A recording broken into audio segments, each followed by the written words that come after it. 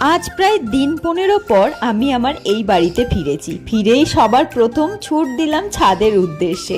গিয়েই যেগুলো আমার নজর কাড়লো তা হলো এই বাগান বিলাসগুলো। গাছ ভরে ভরে ফুল হয়েছে আর আজকে এত সুন্দর হাওয়া দিচ্ছে যে ছাদ থেকে নামার ইচ্ছা মোটেও হচ্ছিল না।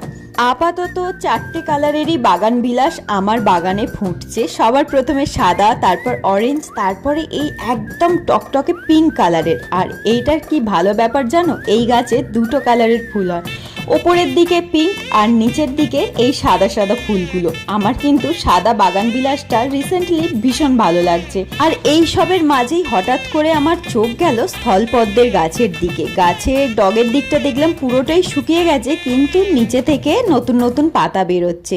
ওই ওপরের দিকে শুকনো ডালগুলোকে কেটে দিতে হবে।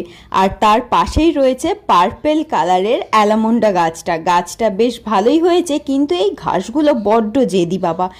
একবার কোনো গাছের গোড়ায় হলে সেই গাছ থেকে যেন তোলাই যাচ্ছে না।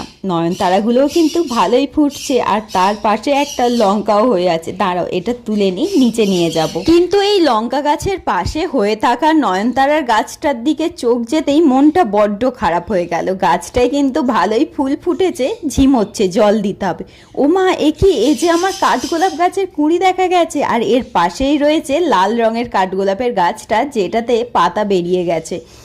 আর এই পিটুনিয়া গাছগুলো কখনো আমাকে নিরাশ করে না, একদম ভরে ভরে ফুল ফুটছে আগের মতোই। হয়তো সাইজে একটু ছোট হয়েছে, কিন্তু বেশ ভালোই ফুল ফুটছে, খারাপ লাগছে না। এই পিটুনিয়া গাছগুলো দেখতে দেখতেই পাশে থাকা রেনলিলির গাছগুলোর দিকে নজর গেল। কোনটা রেনলিলির গাছ আর কোনটা ঘাস সেটা কিন্তু একদমই ধরা যাচ্ছে না। এই ঘাসের উৎপাতের জন্য রেনলিলির গাছগুলোই যেন বাড়তে পারছে না। আর এই সবের মাঝেই নজর পড়লো আকাশে থাকা কালো মেঘের ঘনঘটা।